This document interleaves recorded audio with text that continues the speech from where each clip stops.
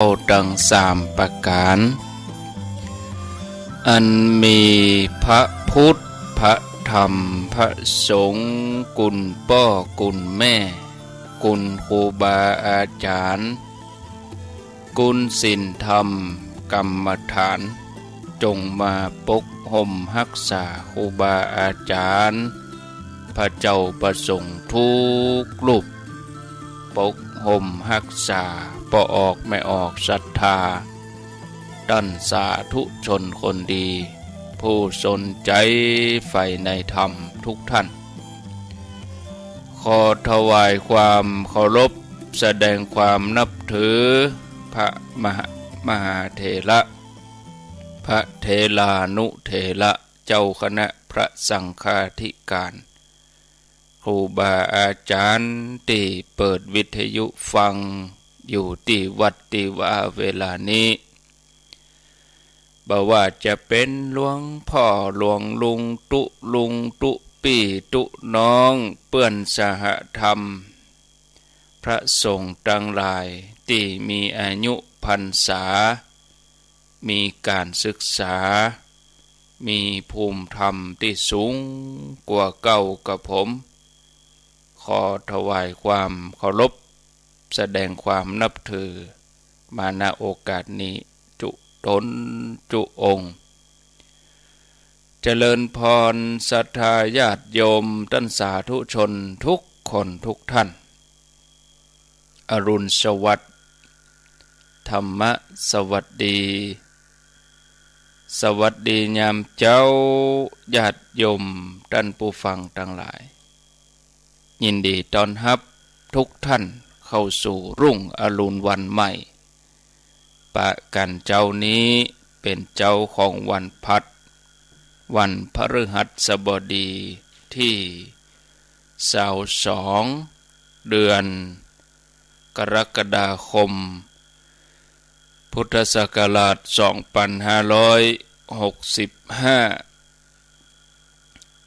2565วันนี้21แล้วกะวันนี้วันที่21ไม่ใช่22ขออภัยแก้ไขวันนี้เป็นวันศีลวันพัดที่21เดือนกรกฎาคมวันนี้เป็นวันเดือน10เหนือแฮม8ค่ำพร่ำว่าเป็นวันพฤหัสบดี21กรกฎาคม2565มาพบญาติโยมท่านทั้งหลายในรายการเสียงธรรมแสงอรุณรายการธรรมะเพื่อการเผยแผ่พระพุทธศาสนาออกอากาศณสถานีวิทยุแห่งนี้ดำเนินรายการโดยอาตมภาพพระครูอภิวัฒนวิกรมวัดปากตังเจริญตำบลดอยลออำเภอดอยลอจังหวัดเชียงใหม่เป็นผู้รับผิดชอบดำเนินรายการไผที่ยังบ่ลุกเตื้อกะเกียมตัวลุกมาได้แล้วเนอะลุกมาได้แล้วตื่นมาได้แล้วหลับลุกเจ้ากินผักดังปายหลับลุกขวายกินผักดังเก่าลุกเจ้าได้หลายลุกขวายได้น้อยหลับลุกเจ้าเป็นเจ้าทั้งหลายหลับลุกขวายปาฮื้อลูกหลานเป็นหนี้เป็นข้าเนอตื่นมาเหี่ยเนอลุกมาเหี่ยเนอลุกเนอลุกเนอลุกตื่นได้แล้วลุกได้แล้วญาติโยมท่านทั้งหลายลุกเจ้าตื่นตัวเจ้าบัวกาบหันยังนาพังพร้อมลุกขวายบ่ตันหนทางกิดกอมก้าตัวบ่ต้อมปุ่นอายจุงเก่งเข้าไว้อย่าไปเฮือขวายต่อหน้าสบายจำไว้เนอเจ้าจำไว้ ไหวเนอเจ้าอรุณสวัสดิ์ธรรมะ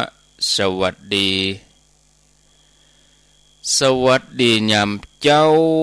ญาติโยมท่านทั้งหลายบางท่านก็ตื่นมาตั้งแต่ตีสามตีสี่บางท่านก็กำลังลุกมาตื่นมานี่ก็มีเสียงก้องเสียงกอง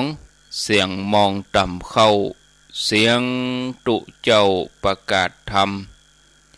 แสงไฟสว่างตาแสงธรรมะสว่างใจสว่างตาด้วยแสงไฟสว่างใจด้วยแสงธรรมมาพบกับญาติโยมเป็นประจำเวลาตีห้าเป็นต้นไปก่อนอื่นนั่นก็ขออนุโมทนาบุญกับผู้ที่ได้ให้การอุปถัมภ์เกี่ยวกับการได้เป็นเจ้าภาพระบบเชื่อมต่อสัญญาณทางอินเทอร์เน็ตแต่ละเดือนก็มีหลายท่านได้ร่วมด้วยช่วยกันมีร้อยตำรวจตรีสุดจักรพรหมเสนคุณยายทองแถมวงศิลทุวิเศษพร้อมครอบครัวบ้านสิริมังคลาจารย์ได้ดูแลอุปถัมภ์การอินเทอร์เน็ตทุกเดือนประจำเดือนการนำกับไฟเดือนละ 1,000 บาทแม่การดาศีเนตรพร้อมครอบครัวลูกหลานคนอักษรกรศีเนตรคนกรุณาศีเนตรตัวอันนี้ร่วมอุปถัมภ์เป็นเดือนตัวเป็นปีตัวได้อนุโมทนาแม่จันรันไสแม่เดือนเพ็ญทิมวางแล้วก็แม่อมราวงแหวนแล้วก็มีแม่เพ็ญพักทองอิ่มครูธัญญาทองอิ่มคุณพัฒนันวิจิตรไพศาลแล้วก็คุณแม่ครูเกษินีชัยเทพได้ร่วมบุญมาเป็นประจำกู้เดือนกู้หน้าเดือนก็ต้องขออนุโมทนาด้วยก็อินเทอร์เน็ตนี่ก็สำคัญเหมือนกันได้ต่อได้ชำระกาเชื่อมต่อกาสัญญาณทุกเดือนเนี่ยที่อาตมานั่งอูนี่มีอยู่2ในหอฉัน1แล้วก็มีสถานีที่จะต้องได้ดูแลแถมหลายสถานีกำอันเขาก็บ่ได้ยินได้ฟังกันญาติโยมอยู่ตังเมืองลีก็หอมตังเมืองลีญาติโยมอยู่ตังแม่แจ่มก็หอมตังแม่แจ่มอยู่วัดจันทร์ก็หอมวัดจันทร์ปุ่นญาติโยมท่านทั้งหลายเนอะร่วมบุญร่วมกุศลกันอนุโมทนาบุญอย่างน้อยก็ได้เป็นงานเผยแผ่พระพุทธศาสนาคนเฒ่าคนแก่ได้ยินได้ฟังแผ่กว้างออกไป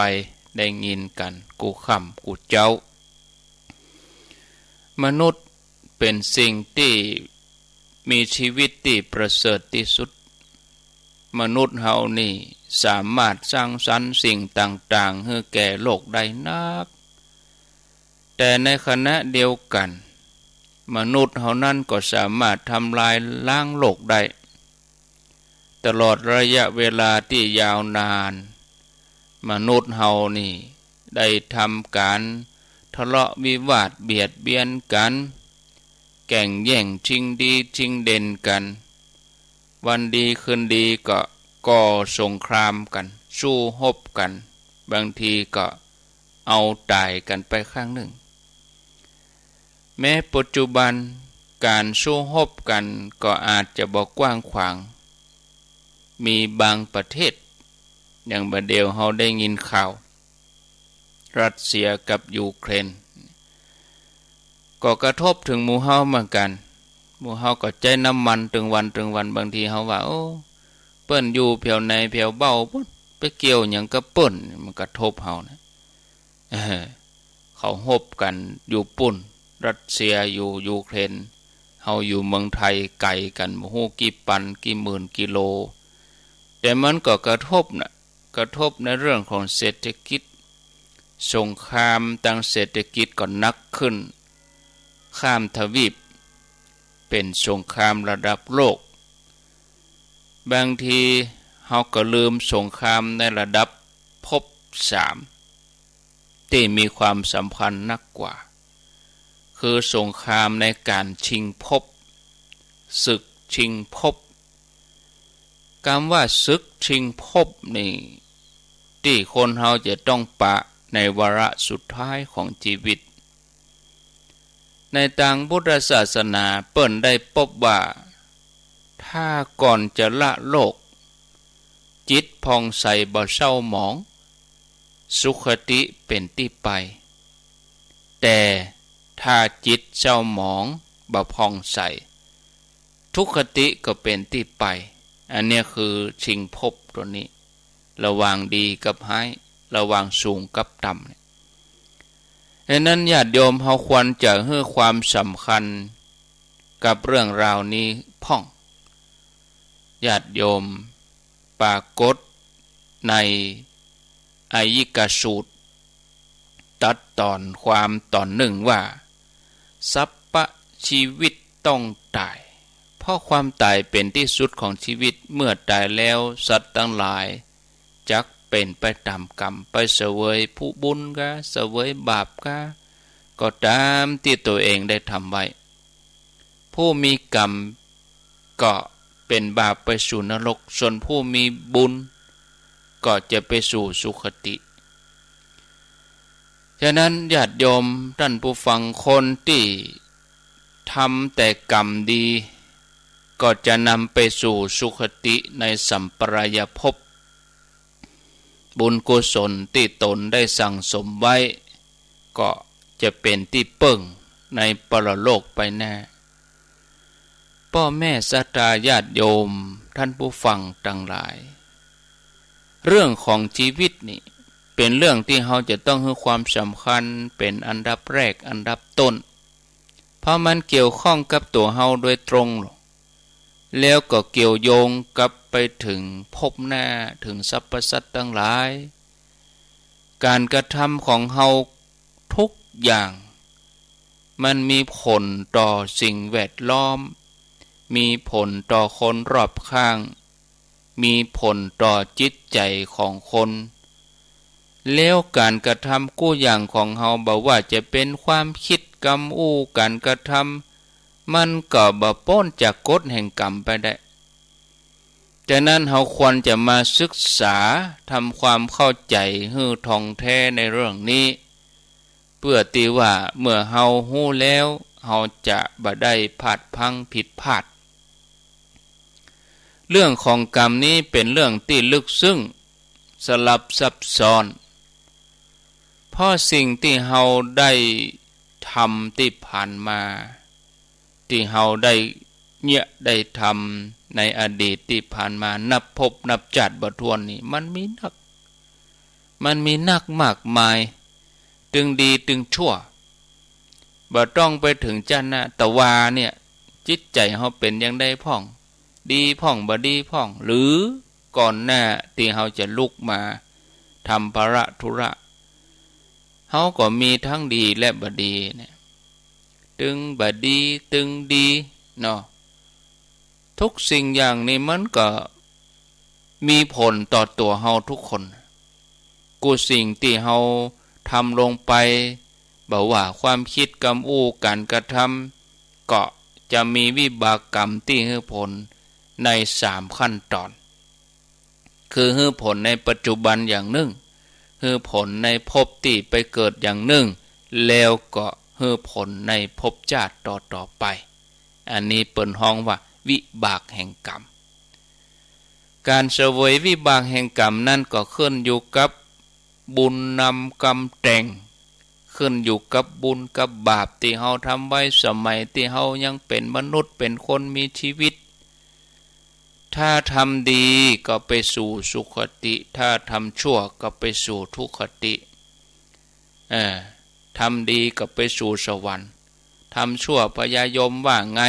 ส่งมันไปนรกโลกคัน ฉะนั้น พุทธองค์เปิ้นสอนให้เฮาสั่งสมแต่คุณงามความดีเฮาจะได้มีสุขติเป็นที่หวังท่านผู้ฟังญาติโยมในชีวิตประจำวันของเฮาแต่ละท่านแต่ละคนตั้งแต่เฮาตื่นเจ้าขึ้นมาจนถึงหัวถึงหมอนเข้านอนมีความจำเป็นที่เฮาจะต้องเกี่ยวข้องกับเรื่องการกระทำคือว่ากรรมจะมีตึงบุญตึงบาปจักใหญ่เฮาอยู่ตั้งหลังจักนำไปโดยจะเป็นการช่วงชิงเนาะระวังสิ่งที่เป็นกุศลกับอกุศลอยู่ตลอดเวลา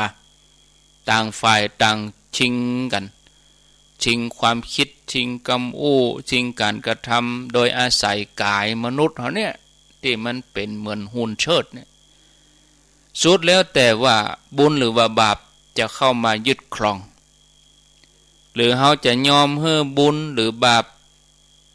เชิดเขาไปทางนั้นเชิดไปทางนี้นะถ้าว่าบุญเป็นตัวเข้ามายึดครองความคิดกรรมการกระทำก็ดีมีวิบากผลดีมีความสุขใจนะ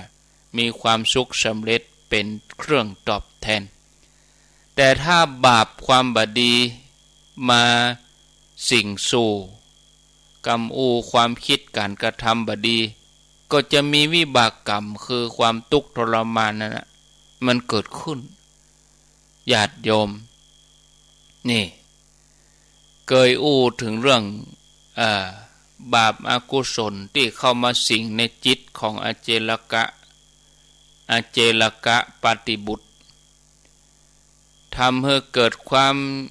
ยิ่งพยองไปท้าประลองกับพุทธเจ้าก็ท้ากรรมแล้วพระองค์ก็พยากรณ์ว่าอเจลกะปฏิบุตรที่มาท้าประลองเนี่ยจะบ่มีโอกาสแม้แต่จะได้หันพุทธองค์สุนัขตะอุปถากผู้ที่มากด้วยทิฏฐิก็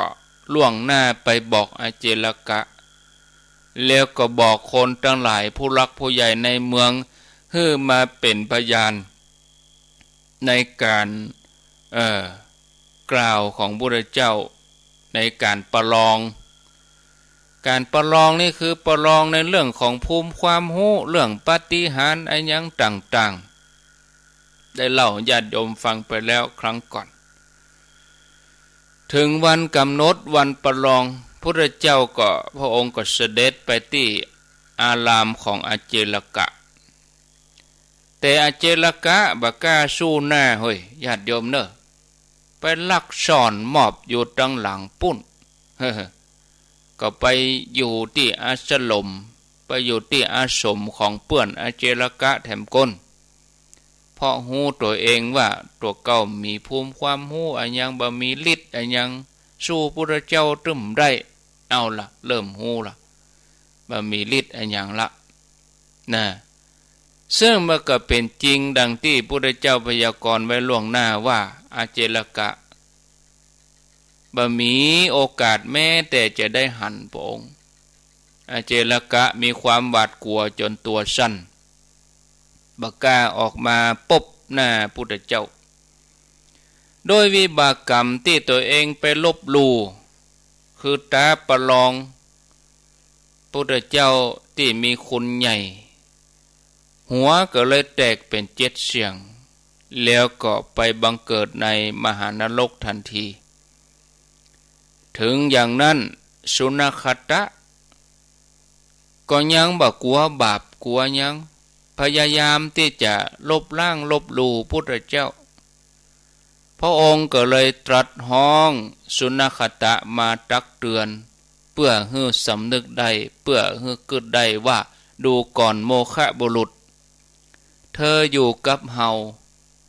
เธอยังมีความคิดอย่างนี้หรือมีความคิดความหันที่ผิดอยู่อย่างนี้หรือแล้วเธอยังจะกล้าปฏิญาณตนว่าเป็นสมณะสักยบุตรได้จะใดสุนัขตะเมื่อได้ฟังคำเตือนอย่างนั้นแทนที่จะสำนึก กับโคดบ่ปอก็น้อยอกน้อยใจที่ตัวเก่าอุตสาห์ทุ่มเทอุปถากรับใจพุทธเจ้าอย่างที่ว่าอุทิศชีวิตแต่มาครั้งนี้พุทธเจ้ามาติเตียนก็เลยเกียดเลยโคดกึดที่จะหนีไปให้ไกลจากพุทธเจ้าจากเดิมเป็นคนที่เคยเลื่อมใสก็มีจิตใจกลายเป็นคนพาลขึ้นมาเพราะว่ามารเข้าไปอยู่ในจิตคอยที่จะจับผิดลบหลู่คุณท่านโดยเฉพาะมาทำกับพระเจ้านี่ถือว่าเป็นกรรมนักพระองค์เปิ้นก็ทรงหวังจะอนุเคราะห์ในฐานะที่ได้อุปถากดูแลกันมาพระองค์ก็ทรงตรัสเตือนว่าเธออย่าหนีจากเราไปเลยหากเธอจากเราไปเธอก็จะไปสู่มหานรกเธออย่าหนีจากพระธรรมวินัยนี้แม้อย่างนั้นสุนัขตะแทนที่จะกลับตัวกลับใจกลับดื้อดึงผมถึงจะไปพระเจ้าว่าผมอุตส่าห์ดูแลอุปถากเนาะญาติโยมในที่สุดสุนัขตะก็จากพระเจ้าไปบ่ได้เอวนินทาพระเจ้าให้คนอื่นฟังนั่นพระเจ้านี่บัดดีลำเอียงเข้าข้าง ว่านั่นว่านี้ว่าเสียหายต่างๆนั่นน่ะโอ้เมื่อถึงคราวละโลกไปสุนัขตะก็ไปเกิดในมโนหกเตโดยแห่งกรรมติดทำพิษต่อพระศาสดาพระสัมมาสัมพุทธเจ้าได้ลบหลู่กุลของพุทธเจ้าไฟนรกก็ได้เผาไหม้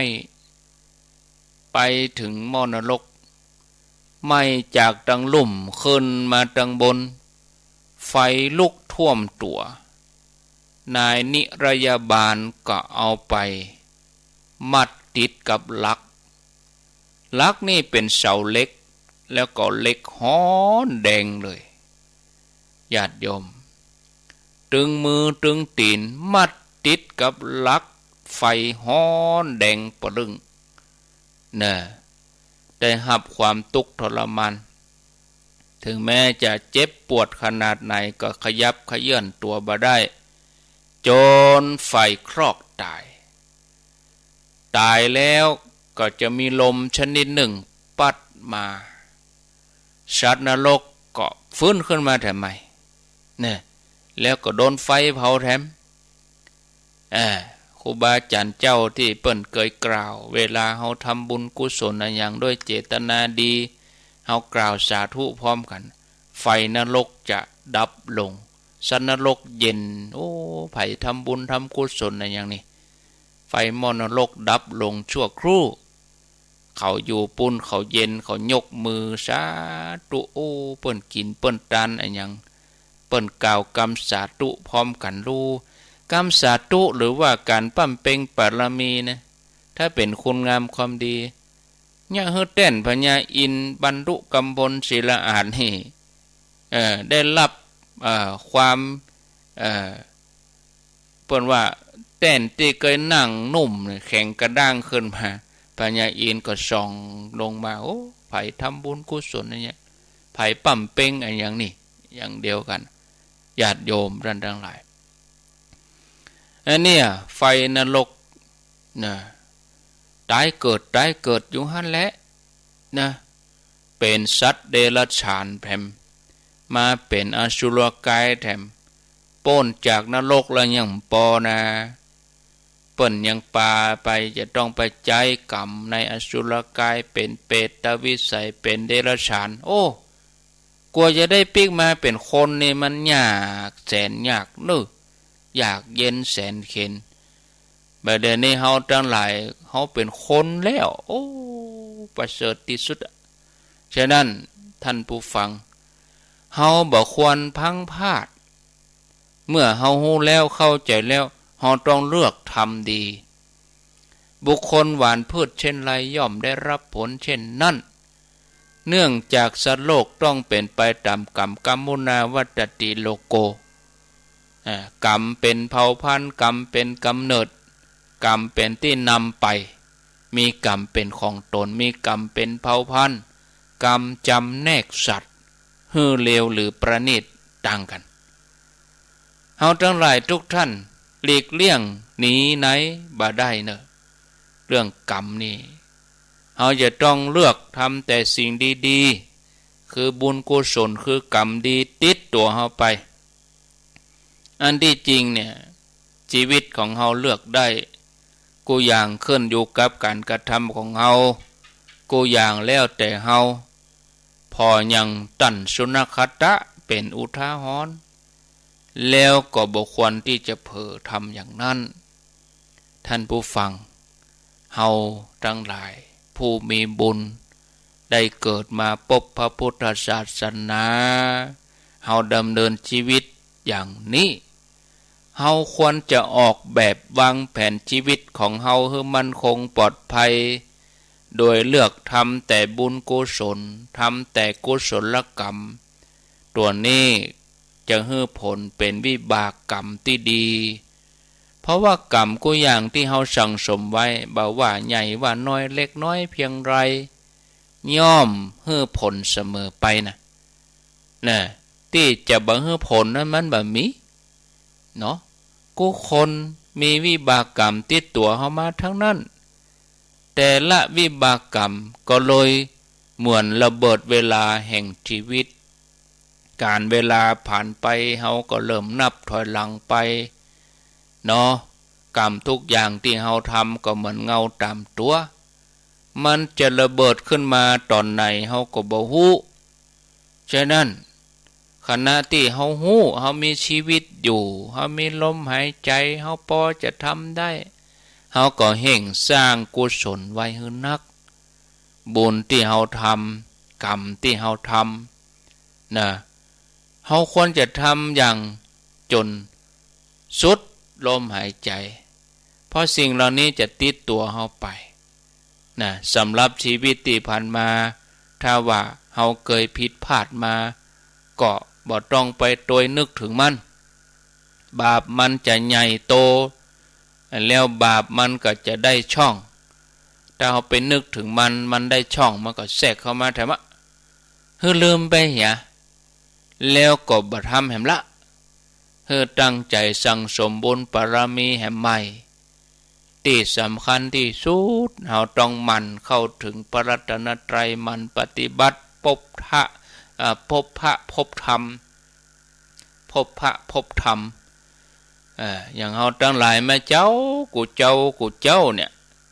ฟังธรรมะเปิดวิทยุฟังพบพระพบธรรมคำมาก็พบพระพบธรรม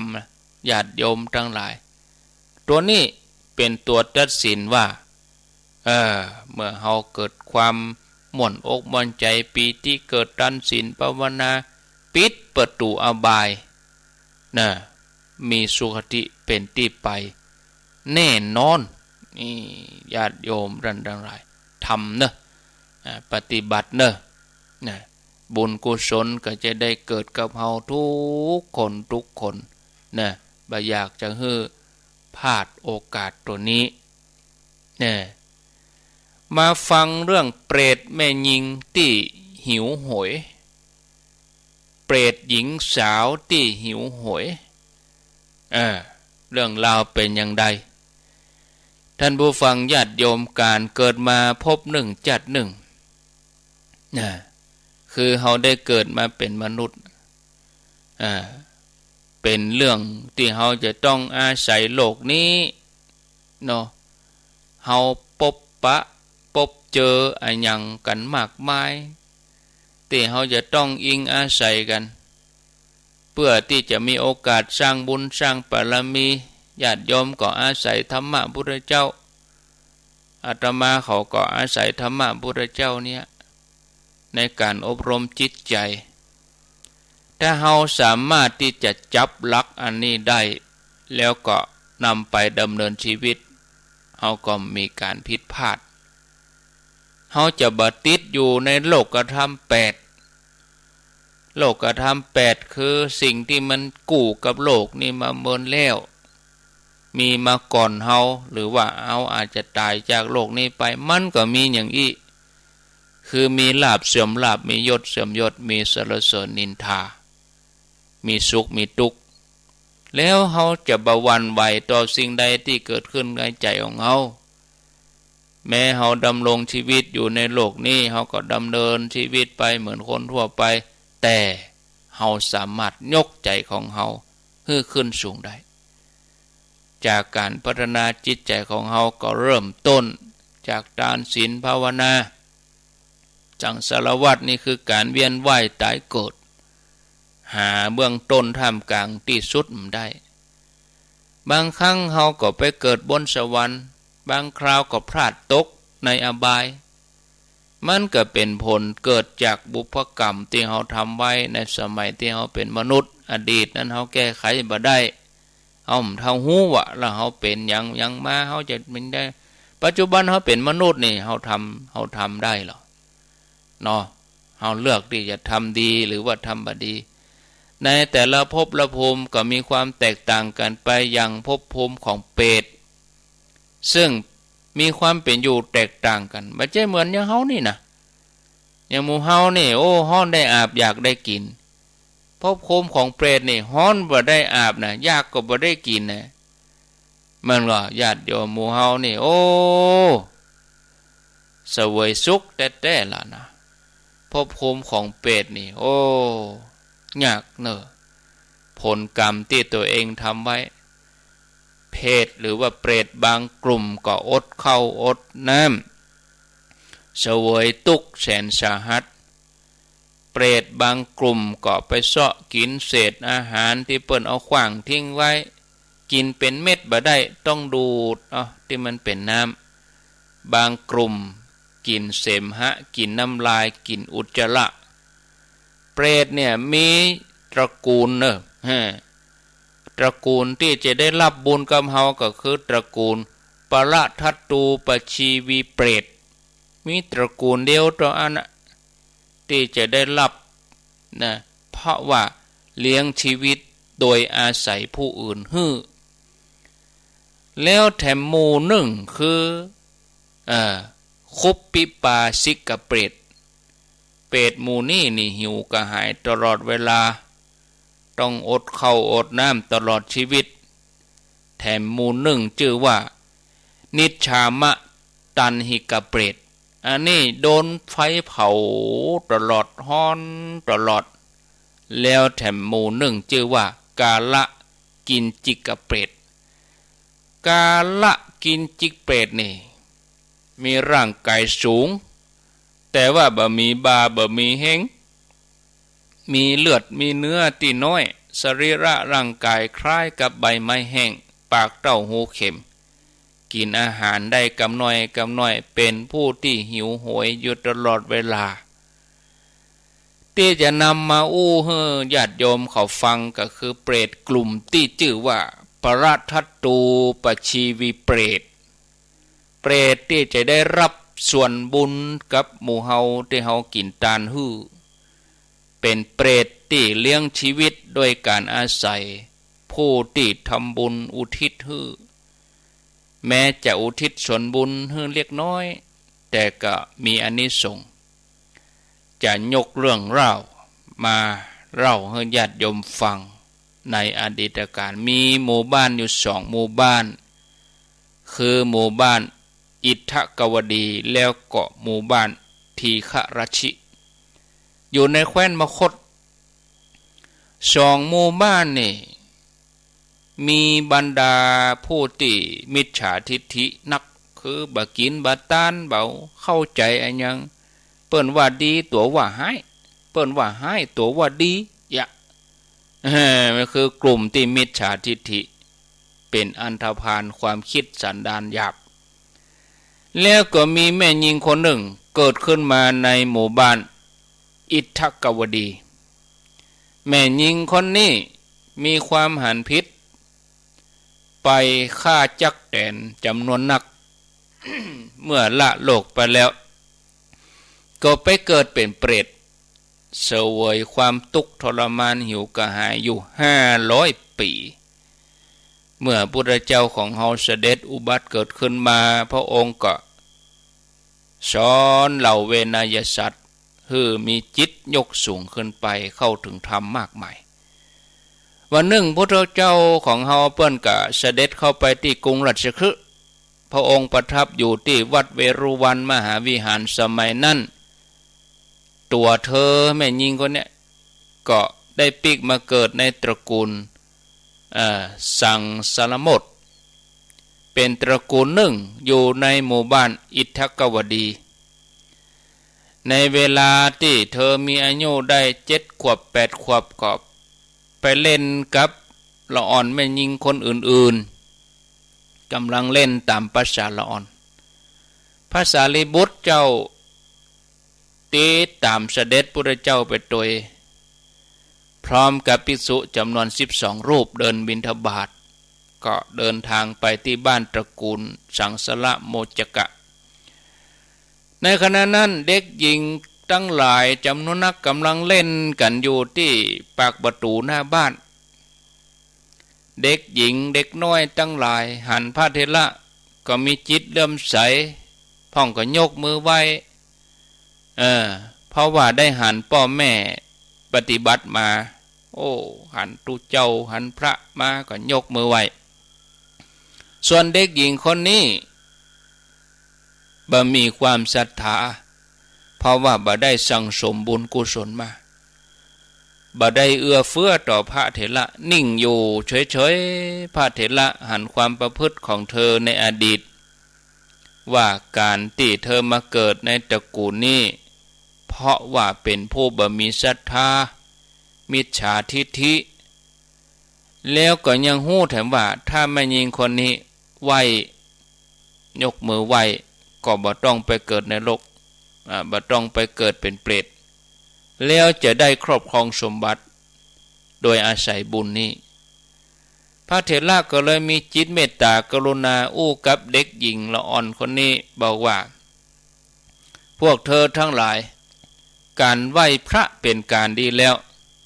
แต่เด็กหญิงคนที่ยืนอยู่นิ่งนี้เหมือนคนที่อับโชคบ่มีโชคมีโจกอย่างนั้นสมณานันจะทัศนังการได้หันพระเป็นมังคละมงคลเมื่อพระเถระได้อู้เป็นในคืออู้ฮือได้กึดอย่างนี้แล้วละอ่อนน้อยตั้งหลายก็เลยปากันเข้าไปใกล้ๆเด็กหญิงคนนี้ไปกำมือไปกุมมือฮือไว้แล้วเอามากราบแทบเท้าพระเถระเมินมาเมื่อเธอเจริญวัยใหญ่ขึ้นมาพ่อแม่ก็ได้ยกเธอให้เป็นลูกของเศรษฐีเมื่อมีคันแก่เต็มที่เธอก็เสียชีวิตขณะที่มีคันตายทั้งกลมตายไปก็ไปเกิดเป็นเปรตบ่มีเสื้อผ้าอาภรณ์ได้นุ่งได้ห่มรูปร่างน่าเกลียดน่ากลัวถูกความหิวกระหายครอบงำตลอดเวลาเอวหากินกลางค่ำกลางคืนมีอยู่วันหนึ่งเพศตนนี้แสดงตนให้พระสารีบุตรได้หันพระสารีบุตรหันแล้วก็ถามว่าท่านป่วยตัวมีรูปร่างน่าเกลียดสูบผอมหันเอ็นหันกระดูกมีแต่ซี่โครงท่านเป็นไผมายืนอยู่ที่นี่เพื่ออะไรอย่างนางเปรตผู้นั้นที่น่าสงสารได้ฟังแล้วก็ตอบพระสารีบุตรว่าข้าแด่ท่านผู้เจริญตัวข้าเป็นเปรตเข้าถึงทุกขติเกิดในยมโลกเพราะว่าทำกรรมไว้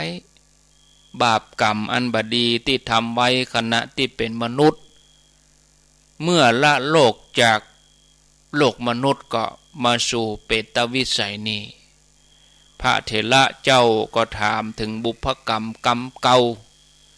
บอกว่าโอ้ไปทำกรรมอันยังด้วยกายวาจาใจถึงจากโลกนี้ไปมาสู่ภพภูมิของเปรตนี่ทำกรรมอันใดไว้จ๊ะนางเปรตนี่ก็ตอบว่าตัวข้าบ่เคยฮื้อตานอันยังเลย เปิ้นตานอันยังข้าก็บ่เคยตานอย่างกระเปิ้นสักอย่างจิตใจข้าก็มีแต่มิจฉาทิฏฐิเป็นคนตรณีขี้จิบัดดาลก็เลยมาถือกำเนิดเป็นเปรตเสวยทุกข์แสนสาหัสท่านผู้เจริญบ่ว่าจะเป็นพ่อเป็นแม่เป็นญาติพี่น้องก็ดีบ่มีไผผู้ใดจวนฆ่าฮือตานแก่สมณะเพราะว่าผลกรรมเนี่ยตัวข้าก็เลยต้องมาเป็นเปรตป่วยตัวมีความหิวกระหายอย่างนี้500 ปีอันนี้เป็นวิบากกรรมของข้าพระคุณเจ้าผู้เจริญข้าเนี่ยบัดเดียวเนี่ยมีจิตเริ่มใสขอไหวท่านขอท่านผู้แก้วกล้ามีอานุภาพอนุเคราะห์ตัวข้าขอท่านจงฮือตานอย่างใดอย่างหนึ่งแล้วขออุทิศบุญส่วนกุศลให้ข้ากำเตอะขอเตอะขอเตอะขอท่านจงจ่วยให้ข้าได้พ้นจากทุกข์พ้นจากเปตวิสัยกรรมพระสารีบุตรพิจารณาอย่างนั้นใครจ่วยนางเปรตพระสารีบุตรก็เลยถวายกำเข้ากำหนึ่งมีพามานว่าเต้าฝ่ามือเนี่ยแล้วก็น้ำดื่มแถมขันหนึ่งแก่หมู่ภิกษุแล้วก็อุทิศบุญส่วนกุศลให้เปรตตนนี้เมื่อพระสารีบุตรอุทิศส่วนกุศลไปแล้วของอันเป็นทิพย์ก็ปรากฏแก่นางเปรตเนี่ยเขาทิพย์น้ำทิพย์10 ประการขาดอันใดได้อันนั้นกลายเป็นเสื้อผ้าให้นางเปรตได้นุ่งได้ห่มของกินของใจก็ปรากฏเกิดขึ้นเลยแปรสภาพไปเลยมณิโชติมณิโชติรโสยถากลายเป็นแก้วมณีโชตนะนางเปรตนี่ก็ปีกมาได้ร่างกายสมบูรณ์ผิวพรรณพุทธผ่องมีเสื้อผ้าอาภรณ์โอ้ญาติโยมแล้วก็เปล่งแสงสว่างไปทั่วสระโปกรณีก็มีน้ำใสเย็นมีตาน้ำให้ลงได้ดาดดื่มมีดอกปทุมดอกอุบลกลิ่นหอมเกิดขึ้นแก่นางเปรตนี่ทันทีญาติโยมท่านผู้ฟังเปรตกลุ่มนี้เปรตพวกนี้มีพวกเดียวตัวอันนะที่จะได้รับนั่นคือเปรตในกลุ่มปรทัตตูปชีวีเปรตพวกเดียวพวกอื่นนี่หมดสิ้นนะต้องมีตนบุญต้องมีเทวดาไปบอกให้ก่อนแต่บ่ได้ฮับนะเพียงแต่อนุโมทนาอย่างเดียวแต่ว่าปรทัตตูปชีวีเปรตได้รับเลยก็เหมือนกับไผไปบอกข่าวดีโอ้บัดเดี๋ยวนี้พี่น้องกินตาลให้แล้วเนอะโอ้ดีใจเขายังกึดถึงเฮาอยู่กะตะยะได้ตะยะแต่บ่ได้กินแน่บ่ได้กินหมดสิทธิ์แต่ว่ากลุ่มนี้นี่ได้นะได้รับนะแต่ถ้าไปเป็นกลุ่มอื่นประเภทอื่นนี่หมดสิทธิ์เหมือนกับมหาโมคคัลลานะเปิ้นไปหันในธรรมาลัยผลโลกก็มีหรอเปิ้นไปหันเขาก็ขอสั่งกรรมมาเมื่อบอกเจ้าเมืองนอกจุมปูขออินดูหมูฆ่าคือมันกินมันตานคือมันทำบุญคือหมู่เฮาทั้งหลายนี่บ่เกิน20 ปีบางทีเฮาก็ลืมกันนะมันแน่นอนญาติโยมตายไป7 วันก็จะต้านนั้นเข้าให้กันเฮียช่วงที่เอาศพตั้งบำเพ็ญกุศลจากนั้นก็เก็บดูกแล้วเฮาก็บ่ต้านให้กันแล้วรู้กำนั้นก็รอเทศกาลเนาะเข้าว่าสายนี่เป้ง4 เป้ง12 เป้งจ่าบดีก็บ่ได้ตานด้วยคนเดียวพ่อแม่เฮาก็บ่ได้ตานเฮาป่นก็มียิ่งบ่เดียวซ้ำให้เนาะคนรุ่นใหม่เขาบ่ได้คิดเมื่อเป็นอย่างนี้แล้วก็หมดสิทธิ์บ่ได้พ้นจากภพจากภูมิฉะนั้นญาติโยมทั้งหลายอย่างเดียวกันเมื่อพระเถระเปิ้นได้พิจารณาแล้วบ่เปิ้นก็ใครจ่วยนะเฮาจะหันว่าโอ้ญาติโยมนะท่านผู้ฟังแม้วัตถุทานเพียงเล็กน้อยที่พระสารีบุตรเปิ้นท นะอุทิศบุญให้กับเปรตเกิดผลทันที จากอัตภาพเป็นเปรตที่น่าอินดูก็กลายมาเป็นที่มีร่างกายสมบูรณ์ฉะนั้นเมื่อเฮาทำบุญแล้วเนี่ยเฮาอย่าลืมเนอะท่านผู้ฟังอย่าลืมอุทิศส่วนบุญส่วนกุศลให้ญาติของเฮาที่ล่วงลับไปแล้วจะไปรอให้ว่าฝันหาก่อนอีนะจะไปรอให้เขาจนเขาหิวเต็มที่เขาถึงจะมาปรากฏถึงหันมันคือที่สุดแล้วนั่นน่ะโอ้ได้หันอย่างนิดหน่อยกลัวคนปองสยองเก้าถึงจะหู้ชิงตอนนั้นแล้วเฮาทำไมบัดทำที่จิตเฮามันเป็นกุศลจิตเฮาเป็นสมาธิโดยเฉพาะที่เฮาไปวัดไปวากันวันนี้เริ่มตั้งแต่ใส่บัตรใส่ยังตั้งแต่ใส่คันแก้วจิตเฮามันนิ่งตั้งแต่เฮาลูกบ้านมาแล้วหรอแต่ขณะที่เฮาหันเนี่ยจิตของเฮามันบางทีมันเกิงรับเกิงฝันน่ะกินนักนอนนักกะง่วงเหงาหาวนอนกะเจ็บไข้ได้ป่วยกะด้วยแรงอย่างหลายอย่างมันผลักดันให้ได้ปรากฏแต่ว่าเฮาควรจะทำตอนที่เฮามีจิตเป็นปกตินี่นะอย่าลืมอุทิศส่วนบุญส่วนกุศลเฮาก็จะได้ส่วนบุญเขาก็จะได้ส่วนบุญปัตตานุโมทนาใหม่แล้วก็บ่เท่าแต่นั้นเนาะหมู่ว่าอันนั้นเป็นสิ่งที่เหนือความที่เฮาจะฮู้อย่างน้อยเฮาก็ได้ความกตัญญูรู้เนาะเฮาก็ได้ความกตัญญูต่อบรรพบุรุษของเฮา7 เจ็ดเขากูลเป็น9เขา9 เจ็ดเขากูลเป็นแดนอีหยังแสนเจ็ดเขากูลเป็นขนาดเฮาทั้งหลายจะมีความจำกันเพียงแค่7 เจ็ดต่ออัน7 เจ็ดนี่หมายความว่าเฮานี่อยู่ตรงกลางลงทางลุ่มไปเนี่ยลูกหลานเหลนเนี่ยถ้าน้อยไปกว่านั้นนี่มันจำแล้วนะเฮาไปถามหลานของเฮาว่าจำอุ้ยมอนเฮาก็บ่ได้เขาก็บ่ฮู้จักเพราะว่ามันบ่ได้ผูกพันบ่ได้เกี่ยวโยงบ่ได้หยังอุ้ยมอนก็อุ้ยมอนเด้อสูงกว่าเฮาก็คือพ่อแม่เฮาเฮียอุ้ยเฮามอนเฮาเฮียสูงกว่านั้นนี่เฮาก็บ่ฮู้จักกันนั่นน่ะเนาะญาติโยมเอาง่ายๆเด้อบัดถ้าไปถึงขั้นที่เฮาจะต้องจากโลกนี้ไปเฮาเป็นมนุษย์บัดเดี๋ยวนี้ก็จังเด้อนะ7 เจ็ดต่ออันตัวเฮานี่อยู่ตรงกลางนับลงไป3 เจ็ดขึ้นตรงบน3 เจ็ดจำกันต่ออันจะเป็นนับอันยังกับภพภูมิที่ยาวไกลเฮาอย่ามากินตานกันเมื่อใดก็ทำตอนเนี้ยกะทำที่โอกาสเอื้อทำที่เฮาพอจะทำได้นะญาติโยมบอกว่าเขาเหล่านั้นจะอยู่ในภพใดภูมิใดสิ่งที่เฮาทำไปนี่มันบ่ไร้ผลนะมันเก็บไว้หั่นนะเฮาทำได้ก็ทำเพื่อประโยชน์เกื้อกูลแก่ญาติทั้งหลายคือเฮาเกิดว่าได้บุญอย่างใดตัวเฮานี่ได้ความอิ่มใจอย่างใดก็ขอให้หมู่ญาติของเฮาที่เขาจากโลกนี้ไปได้บุญเหมือนเดียวกันเนาะเฮามีความสุขสบายใจอย่างใดก็ขอให้เขามีความสุขสบายใจอย่างนั้นมีความสุขยิ่งขึ้นไปบางครั้งแม้บุญกุศลที่เฮาอุทิศอาจจะยังบ่ถึงมันยังบ่ถึงแต่โลกเนี่ยเฮาสั่งครัวสั่งของเปิ้นว่าขอ3 วันเฮาบอกว่าวันนี้ได้ก่อมันไม่ได้ใหญ่รอน้อยกะเปิ้นว่าสั่งของ3 วันเนี่ยมันได้เตือแหละนั้นเปิ้นอาจจะไปอยู่ในภพภูมิภาวะที่รับบ่ได้ยังได้เตืออย่างน้อยก็ได้รับจากบุญ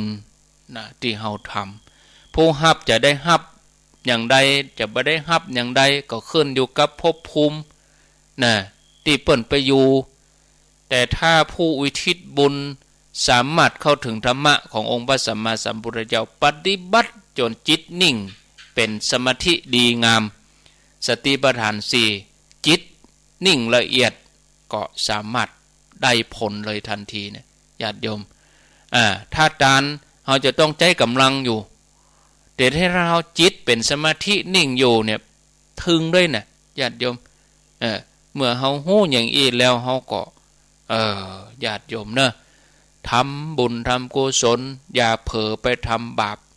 อันสิ่งบดีความชั่วทั้งหลายจะไปต้วยตามกระแสกิเลสล่ำไป เฮาอย่าไปนั่งกินแหนงทุกข์ทรมานในอบายภูมิเพื่อมันสั่งสมบุญกันเนาะญาติโยมเฮาจะต้องบ่ได้ไปเกิดในเปตัสวิสัยเป็นผู้หิวโหยไปนั่งรอคอยหมู่ญาติทำบุญฮื้อเนี่ยนอกจากนี้เฮาทั้งหลายก็ควรจะมันฝึกฝนใจของเฮาชีวิตเฮาจะปลอดภัยนะญาติโยมท่านผู้ฟังญาติโยม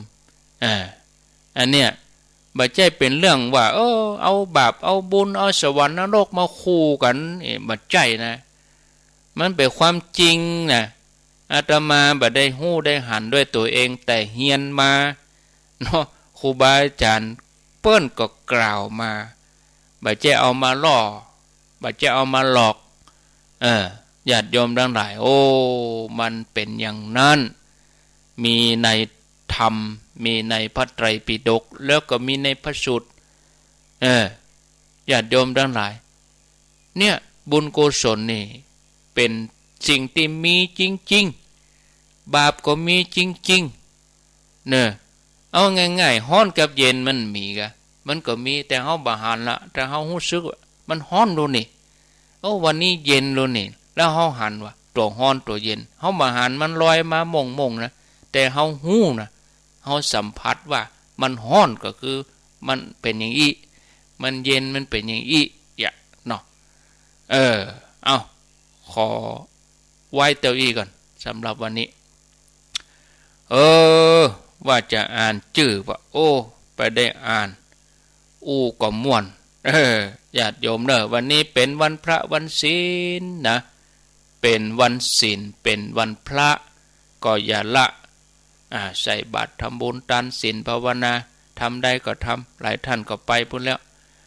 พอเวลาแล้วคงจะต้องลากันก่อนรายการต่อไปเปิ้นก็มารอท่านี้แล้วเนาะโอกาสหน้าเฮาก้อยมาปะกัน